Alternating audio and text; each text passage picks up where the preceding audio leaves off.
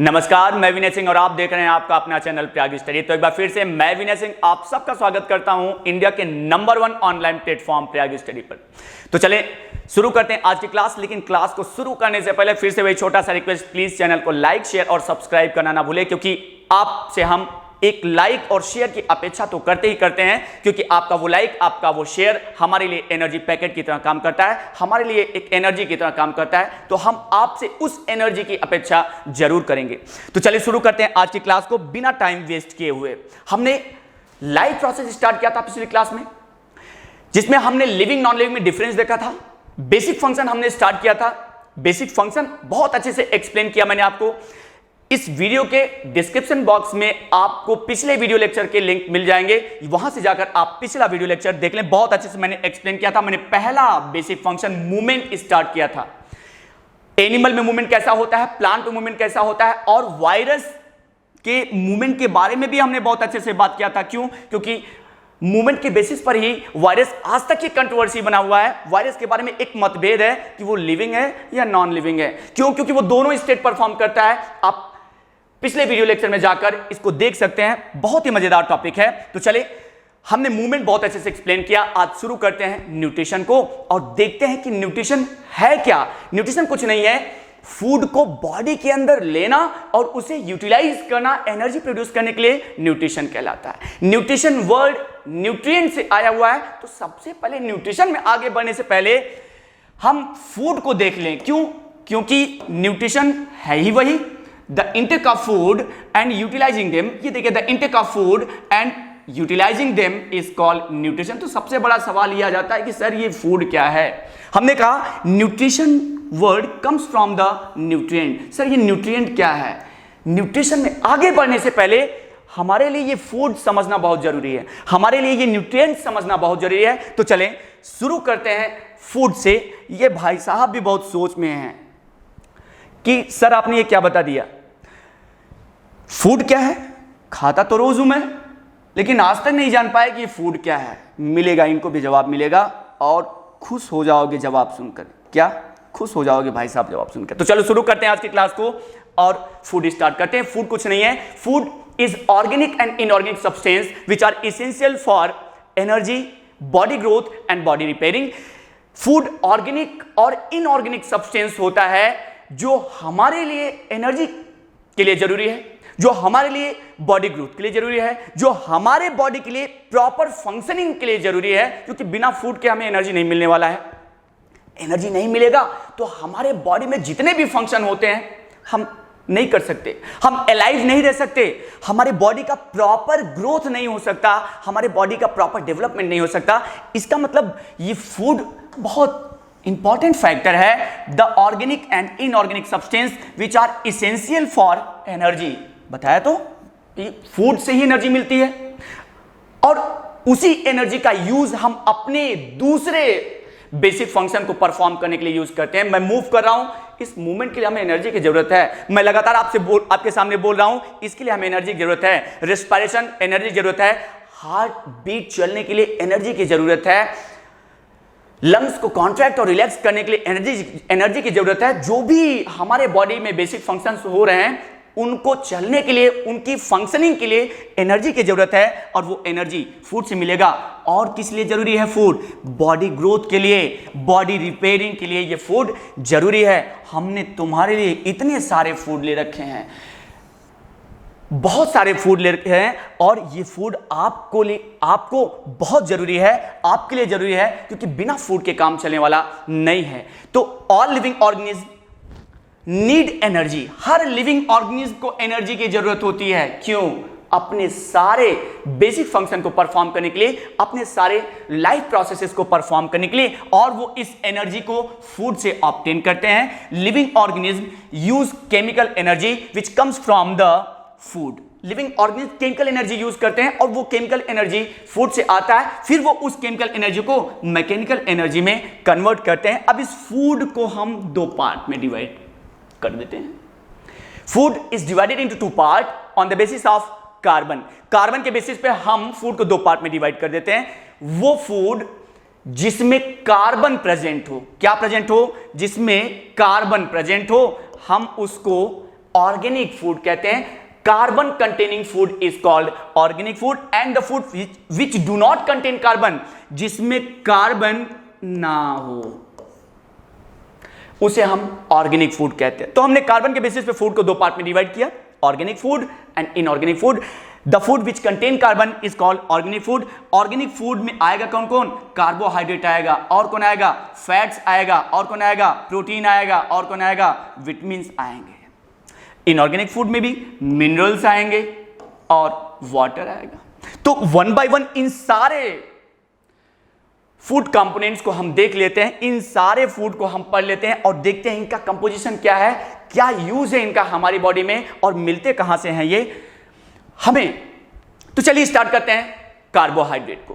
पहले कार्बोहाइड्रेट का कंपोजिशन देखें तो कार्बोहाइड्रेट कार्बन, हाइड्रोजन और ऑक्सीजन से मिलकर बना हुआ है। इसे हम सोर्स ऑफ एनर्जी की तरह यूज करते हैं, क्योंकि हमारा सेल एनर्जी प्राप्त करने के लिए, एनर्जी ऑब्टेन करने के लिए कार्बोहाइड्रेट को तोड़ता है, कार्बोहाइड्रेट को जलाता है और एनर्जी प्रोड्यूस करता है। इसलिए तो मैंने कहा it is made up of carbon, hydrogen and oxygen. Source of energy की तरह यूज किया जाता है। इसे सेल्यूलर फ्यूल भी कहते हैं, क्योंकि सेल कार्बोहाइड्रेट का ही यूज करता है एनर्जी प्रोड्यूस करने के लिए, तो इसलिए इसको सेल्यूलर फ्यूल कहते हैं। सिंपलेस्ट कार्बोहाइड्रेट ग्लूकोज होता है और कॉम्प्लेक्स कार्बोहाइड्रेट स्टार्च होता है। हमने तुम्हारे लिए ये ले रखा है, वेजिटेबल से कार्बोहाइड्रेट मिलेगा, फ्रूट से कार्बोहाइड्रेट मिलता है। जितने ग्रेन्स हैं, राइस, व्हीट, बरले, ज्वार, बाजरा, जितने भी ग्रेन्स हैं वहां से आपको क्या मिल जाएगा? कार्बोहाइड्रेट मिल जाएगा। सीड में भी कार्बोहाइड्रेट प्रेजेंट होता है, नट से भी आपको कार्बोहाइड्रेट मिलेगा और बीन से भी आपको कार्बोहाइड्रेट मिलेगा। तो इसका मतलब कार्बोहाइड्रेट का हमारे लिए बहुत इसेंशियल ये फैक्टर है हमारे लिए। क्यों? क्योंकि बिना इसके एनर्जी मिलने वाला नहीं है। आते हैं अब किस पर? फैट पर। Fat is also an organic food. ये भी एक ऑर्गेनिक फूड है जो कार्बन, हाइड्रोजन और ऑक्सीजन से मिलकर बना है। अच्छा, हमने कहा कार्बोहाइड्रेट भी कार्बन, हाइड्रोजन और ऑक्सीजन से बना है, फैट भी कार्बन, हाइड्रोजन और ऑक्सीजन से बना है। तो डिफरेंस क्या है दोनों में? है ना, ऑक्सीजन की मात्रा का डिफरेंस है, एनर्जी का डिफरेंस है। कार्बोहाइड्रेट में ऑक्सीजन की मात्रा कम होती है, जबकि फैट में ऑक्सीजन की मात्रा ज्यादा होती है। फैट में एनर्जी ज्यादा प्रोड्यूस किया जाता है कार्बोहाइड्रेट की तुलना में। तो ये फैट कार्बन, हाइड्रोजन, ऑक्सीजन से मिलकर बना है। इसमें ऑक्सीजन की मात्रा कार्बोहाइड्रेट की तुलना में ज्यादा होता है। और एनर्जी की बात करेंगे तो फैट कार्बोहाइड्रेट की तुलना में ज्यादा एनर्जी प्रोड्यूस करता है। It is used as a source of energy and it gives more energy compared to the carbohydrate. Carbohydrate की तुलना में ज्यादा एनर्जी प्रोड्यूस करता है। एक्स्ट्रा जो फूड होता है हमारी बॉडी में वो फैट के फॉर्म में स्टोर कर दिया जाता है। ये हमारे बॉडी में टेम्परेचर, हमारे बॉडी का टेम्परेचर मेंटेन रखने में हेल्प करता है। क्यों? क्योंकि फैट इंसुलेटर की तरह एक्ट करता है। कभी मोटे लोगों को देखा क्या? ठंडे में उन भाई साहब लोगों को ठंडी नहीं लगती। सोचा क्यों? क्योंकि भाई सब खा खा के बहुत फैट इकट्ठा कर लेते हैं, इतना फैट इकट्ठा कर लेते हैं कि चला भी नहीं जाता। फायदा उसका क्या मिलता है? ठंडी में फायदा मिल जाता है, क्योंकि उनको ठंडी नहीं लगती। हाँ, हम लोग तो 4-4 स्वेटर पहने रहते हैं, वो भाई साहब एक शर्ट पहने रहते हैं, उसके भी बटन खुले रहते हैं। हाँ, क्यों? क्योंकि उनकी बॉडी में फैट ज्यादा स्टोर होता है और फैट हीट का इंसुलेटर होता है। फैट उनकी बॉडी से टेम्परेचर को निकलने नहीं देता, एटमॉस्फेयर में हीट निकलने नहीं देता, तो उनकी बॉडी का टेम्परेचर मेंटेन रहता है। अच्छा ठीक है, आज से हम लोग को भी खाना है। क्यों? ताकि ठंडी में स्वेटर न पहनना पड़े। हाँ, ठंडी बहुत लगती है। It is used in membrane biogenesis. अब ये मेम्ब्रेन बायोजेनेसिस क्या है? सेल मेम्ब्रेन का सिंथेसिस ही मेम्ब्रेन बायोजेनेसिस है। और सेल मेम्ब्रेन बना किससे रहता है? प्रोटीन, फॉस्फोलिपिड से बना होता है। मतलब फैट भी प्रेजेंट होता है, प्रोटीन और फैट से बना होता है। तो इसका मतलब सेल मेम्ब्रेन बनने के लिए फैट जरूरी है। और क्या? It is found in animal yielding food product. ये पाया कहां जाता है? कुछ ऐसे प्रोडक्ट होते हैं जो एनिमल से मिलते हैं, जैसे चीज में आपको मिल जाएगा, जैसे मिल्क में आपको मिल जाएगा, क्रीम, कर्ड, मीट, एग, इनमें आपको फैट ज्यादा मात्रा में मिल जाएगा। कुछ ऐसे प्रोडक्ट होते हैं जो प्लांट से मिलते हैं, वहां से भी आपको मिल जाएगा फैट।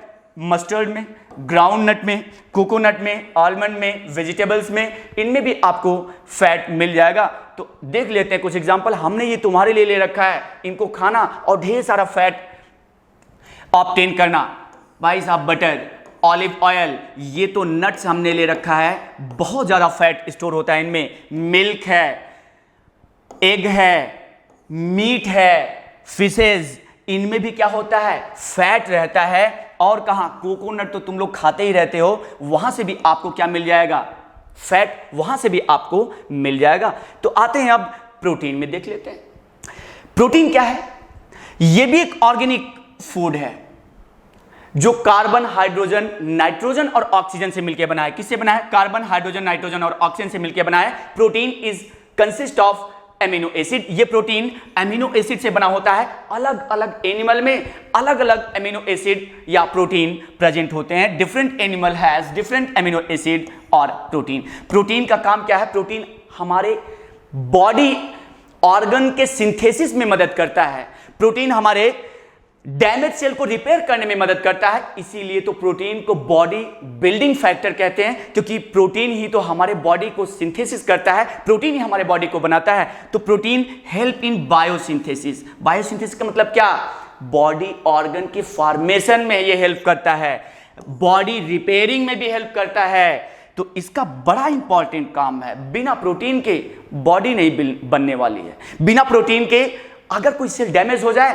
तो उसका रिपेयरिंग नहीं होने वाला है। ये एंजाइम की तरह भी एक्ट करता है। प्रोटीन हमारे बॉडी में एंटीबॉडी बनाता है और वो एंटीबॉडी हमें डिजीज से प्रोटेक्ट करता है, क्योंकि उन डिजीज से वो फाइट करता है। Antibody, it makes antibody, antibody बनाएगा which provide immunity and protect us from the disease. Antibody बनाएगा ये प्रोटीन, और वो प्रोटीन हमारे बॉडी में इम्यूनिटी बनाता है, प्रतिरोधक क्षमता बनाता है, और वही इम्यूनिटी हमें प्रोटेक्ट करती है बहुत सारे डिजीज से, क्योंकि उनसे फाइट करती है वो हमारी immunity. It is used as a source of energy. बड़ा अच्छा सवाल है।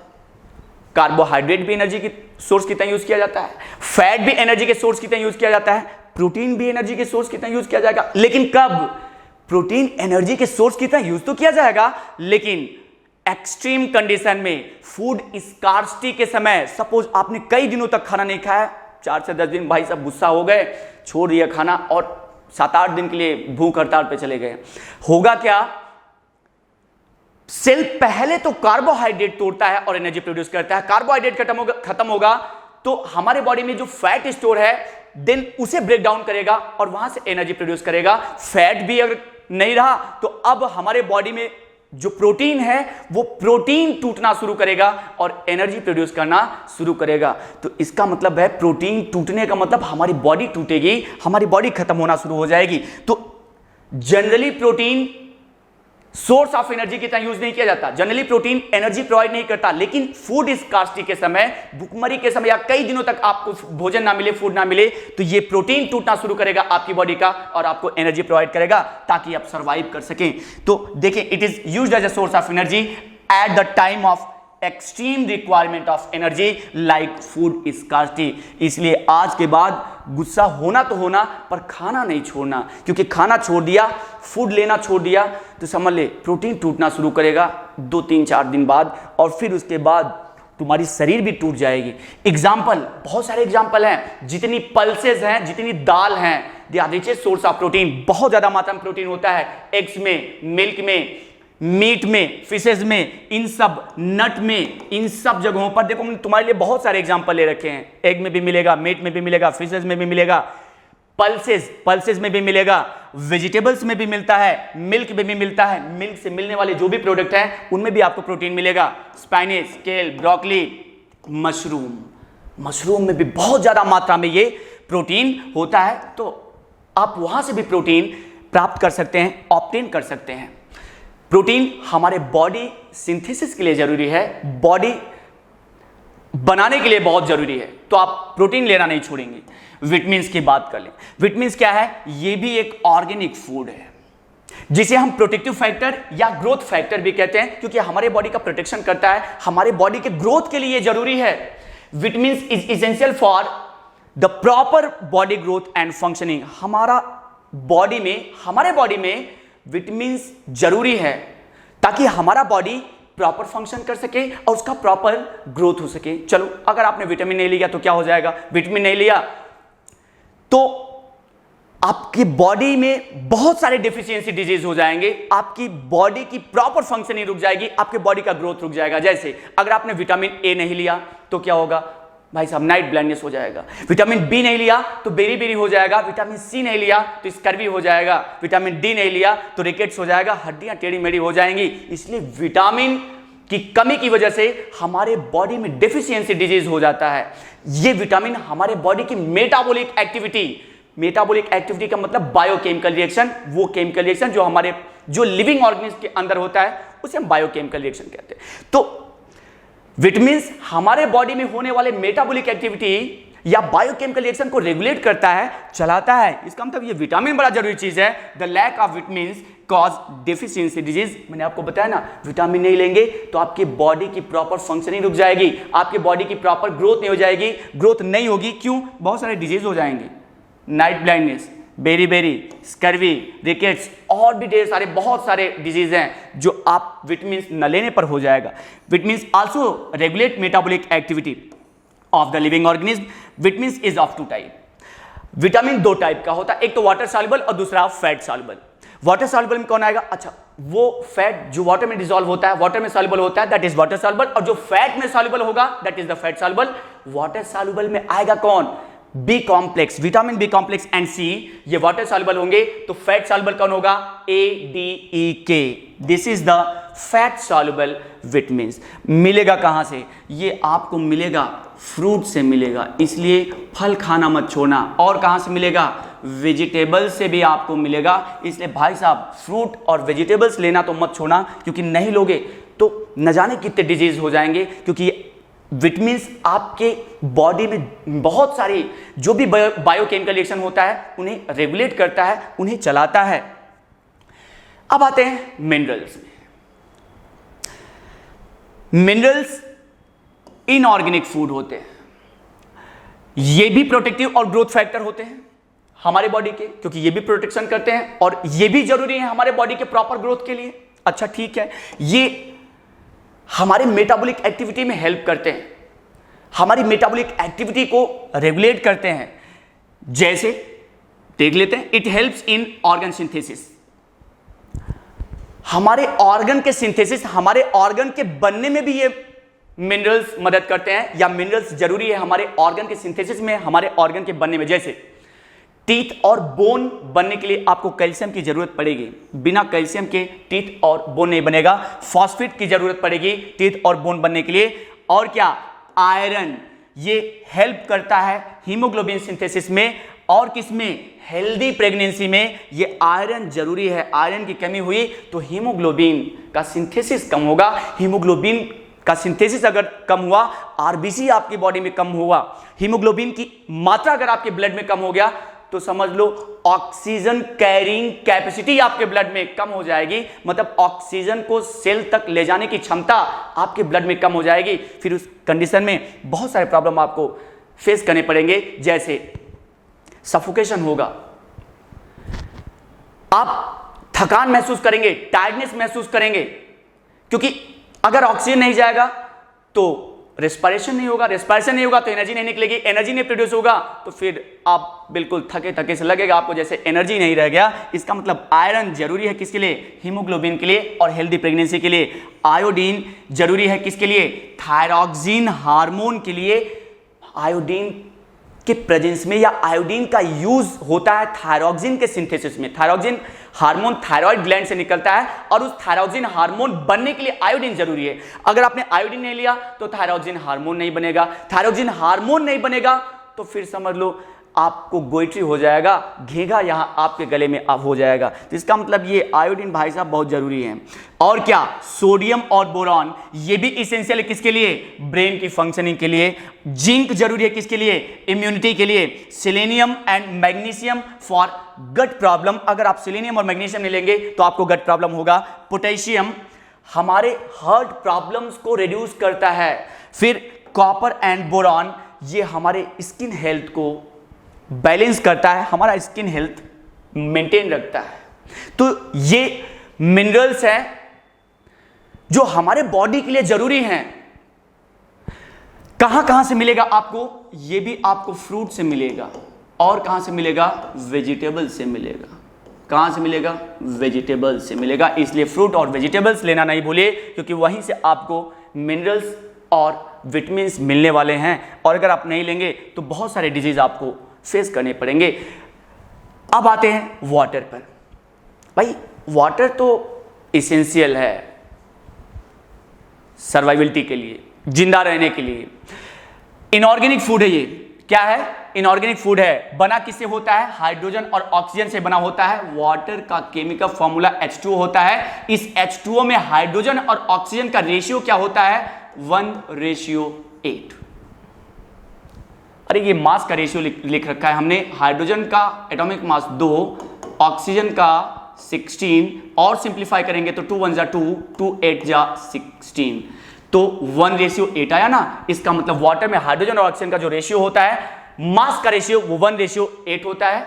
एटम्स का रेशियो देखेंगे तो 2:1। ठीक है, हाइड्रोजन ऑक्सीजन से मिलकर बना होता है। ये हमारे बॉडी में मीडियम प्रोवाइड करता है सारे बायोकेमिकल रिएक्शन होने के लिए, सारी मेटाबॉलिक एक्टिविटी होने के लिए, क्योंकि जो भी बायोकेमिकल रिएक्शन हमारी बॉडी में होगा उसे वाटर मीडियम जरूरी है, और वो वाटर मीडियम यही वाटर ही तो देगा। तो help in the synthesis of cytoplasm. क्या? साइटोप्लाज्म के सिंथेसिस में ये हेल्प करता है। क्यों? क्योंकि साइटोप्लाज्म में भाई साहब 90% वाटर ही होता है। क्या होता है? 90% वाटर होता है। 10% ऑर्गेनिक और इनऑर्गेनिक मटेरियल होता है। किसमें? साइटोप्लाज्म में। इसका मतलब बिना वाटर के साइटोप्लाज्म बनने वाला नहीं है। और याद करो, cytoplasm is the physical basis of life. Cytoplasm is the living matter of our cell. Cytoplasm हमारे जीवन का भौतिक आधारशिला है, फिजिकल बेसिस ऑफ लाइफ है। बिना साइटोप्लाज्म के लाइफ पॉसिबल नहीं है। हमारे सेल का जो एक्चुअल लिविंग मैटर है दैट इज द साइटोप्लाज्म। इसका मतलब साइटोप्लाज्म नहीं तो भाई साहब जिंदा नहीं, आप एलाइव नहीं कहलाएंगे। क्योंकि रॉबर्ट हुक ने जिस सेल को देखा था उसमें साइटोप्लाज्म नहीं था, इसीलिए तो उनका सेल डेड सेल हो गया था। इसका मतलब साइटोप्लाज्म के सिंथेसिस के लिए वाटर जरूरी है। Water helps in the transportation of food material. Water food material को ट्रांसपोर्ट करने में मदद करता है। कैसे? भाई ब्लड में वाटर है, फूड स्टमक में डाइजेस्ट होगा, फिर स्मॉल इंटेस्टाइन में जाएगा, वहां भी डाइजेस्ट होगा। स्मॉल इंटेस्टाइन में फिंगर लाइक स्ट्रक्चर होती हैं जिसे माइक्रोविलाई कहते हैं। वो माइक्रोविलाई डाइजेस्टेड फूड को एब्जॉर्ब करेंगी और ब्लड को दे देंगी। अब ब्लड में ये फूड डिसॉल्व होगा। क्यों? क्योंकि ब्लड में वाटर है, तो उस वाटर में डिसॉल्व हो जाएगा प्लाज्मा में। फिर वो प्लाज्मा इस फूड को लेकर जाएगा, क्योंकि ब्लड ट्रांसपोर्ट किया जाएगा हार्ट के द्वारा। उस ब्लड में क्या है? साइटोप्लाज्म, जिसमें क्या डिसॉल्व है? फूड डिसॉल्व है। तो जब हमारा हार्ट ब्लड को ट्रांसपोर्ट करेगा तो उसके साथ साथ प्लाज्मा जाएगा, और प्लाज्मा जाएगा तो उसके साथ साथ फूड भी जाएगा। हर एक सेल को फूड मटेरियल भी मिलेगा। इसका मतलब वाटर इसेंशियल है फूड ट्रांसपोर्टेशन के लिए। और क्या? ये बॉडी का टेम्परेचर मेंटेन रखता है। और क्या? वाटर 2 से 3% ऑक्सीजन को कैरी करता है लंग्स से सेल तक। इसका मतलब 2 से 3% ऑक्सीजन हमारा वाटर ही लेकर जाएगा, प्लाज्मा लेकर जाता है। कहां से? लंग्स से सेल तक। It carry 2 to 3% carbon dioxide from cell to lungs. ये 2 से 3% कार्बन डाइऑक्साइड भी लेकर आता है। कहां से? सेल से लंग्स तक लेकर आता है। तो इसका मतलब ऑक्सीजन ट्रांसपोर्टेशन में भी हेल्प करेगा और कार्बन डाइऑक्साइड को सेल से कैरी करेगा और लंग्स में लेकर आएगा, जहां से ये बाहर निकाल दिया जाएगा। तो अब जरूरी क्या है? What is the need of energy? जरूरत क्या है इस न्यूट्रिएंट की या इस फूड की? क्यों जरूरी है? क्योंकि इसी से तो हमें एनर्जी मिलती है, इसी से तो हमारे बॉडी का प्रॉपर ग्रोथ और फंक्शनिंग होता है। तो सबसे बड़ा सवाल है इन भाई साहब का कि क्यों जरूरी है एनर्जी? एनर्जी हमारे बॉडी के लिए जरूरी है क्योंकि बिना एनर्जी के हम अपने मेटाबॉलिक एक्टिविटी को परफॉर्म नहीं कर सकते। All the living organism require energy to perform various metabolic activity, या आप दूसरी भाषा में कह ले, सारे लिविंग ऑर्गेनिज्म को एनर्जी की जरूरत पड़ती है अपने सारे बेसिक फंक्शन को परफॉर्म करने के लिए। बिना एनर्जी के कोई भी बेसिक फंक्शन आप परफॉर्म नहीं कर सकते। और वो एनर्जी आता कहां से है? फूड से आता है। इसका मतलब फूड जरूरी है। किस लिए? एनर्जी के लिए। एनर्जी जरूरी है किस लिए? ताकि हमारे बॉडी में जो भी बेसिक फंक्शंस होते हैं, जो भी मेटाबॉलिक एक्टिविटी होती हैं, उसे हम परफॉर्म कर सकें। उसे परफॉर्म करने के लिए एनर्जी यूटिलाइज किया जाता है। अब need of nutrient and food, हमने एनर्जी का नीड देखा, क्योंकि एनर्जी की जरूरत है अपने सारे मेटाबॉलिक एक्टिविटी या अपने सारे बेसिक फंक्शन को परफॉर्म करने के लिए। अब न्यूट्रिएंट की जरूरत क्यों पड़ गई या फूड की जरूरत क्यों है हमें? हाँ है ना, ये देखो, ये भाई साहब खा खा के बॉडी बना लिया। न्यूट्रिएंट्स ले लेकर इन्होंने क्या बना लिया? इन्होंने न्यूट्रिएंट्स ले लेके अपनी बॉडी बना लिया। आपको भी तो जरूरत है न्यूट्रिएंट्स की, आपको भी जरूरत है फूड की। क्यों? देख लेते हैं। क्योंकि ये हमारे, अगर आप खाना नहीं लेंगे, अगर आप न्यूट्रिएंट नहीं लेंगे, फूड नहीं लेंगे, तो यूं समझिए कि आप 20, 25 साल, 30 साल तक बुढ़ा हो जाएगा। हाँ पक्का बुढ़ा हो जाएगा, पता ही नहीं चलेगा कि 20 साल के हो या 60 साल के। अगर आपने हेल्दी डाइट लिया, न्यूट्रिएंट अच्छा लिया, फूड अच्छा लिया, बैलेंस डाइट लिया, तो आपके उम्र का पता नहीं चलेगा।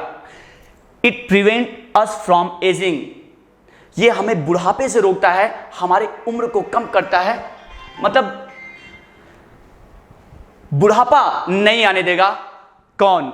अगर आपने अच्छा न्यूट्रिएंट लिया, आपने अच्छा फूड लिया, और क्या, ये हमारे बॉडी में एनर्जी लेवल को बढ़ाएगा। और अगर आपके बॉडी में एनर्जी लेवल ज्यादा है, एनर्जी से भरपूर है, फुल ऑफ एनर्जी है, तो आप पूरे दिन बहुत अच्छे से काम कर सकते हैं, आप पूरे दिन एंजॉय कर सकते हैं। तो ये एनर्जी लेवल को कौन इंक्रीज करेगा? फूड इंक्रीज करेगा आपकी बॉडी में। ये improve your well being through out the day. मैंने कहा ना, अगर आप अच्छा फूड लेंगे तो आपकी उम्र का पता नहीं चलेगा, बुढ़ापा जल्दी नहीं आएगा। फिर अगर आप न्यूट्रिएंट नहीं लेंगे, अगर आप फूड नहीं लेंगे, तो क्या होगा?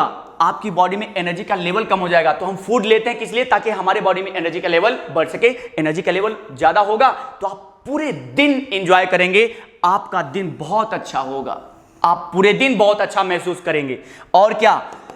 It improve your immunity to fight against the disease, ये आपकी बॉडी में इम्यूनिटी को इंप्रूव करेगा, आपकी इम्यूनिटी को और मजबूत करेगा।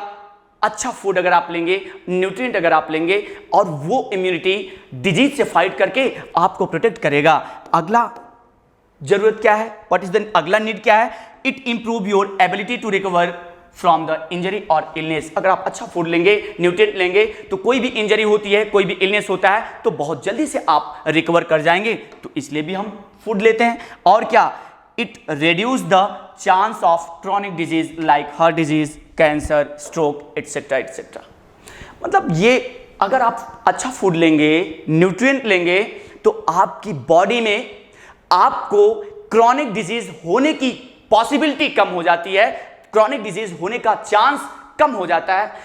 अब ये क्रॉनिक डिजीज क्या है? वो डिजीज जो लंबे समय के लिए होता है या लाइफ टाइम के लिए होता है, उसे हम क्रॉनिक डिजीज कहते हैं। और वो डिजीज जो कम समय के लिए होता है, उसे हम एक्यूट डिजीज कहते हैं। जैसे कोल्ड होता है, 2-4 दिन ठीक हो जाएगा, फीवर होता है, 2-4 दिन ठीक हो जाएगा, कफिंग होगी तो 2-4 दिन ठीक होगा, लेकिन कैंसर होगा तो थ्रू आउट द लाइफ चलेगा, एलिफेंसिस होगा तो थ्रू आउट द लाइफ चलेगा, टीबी होगा तो लंबे समय तक चलेगा।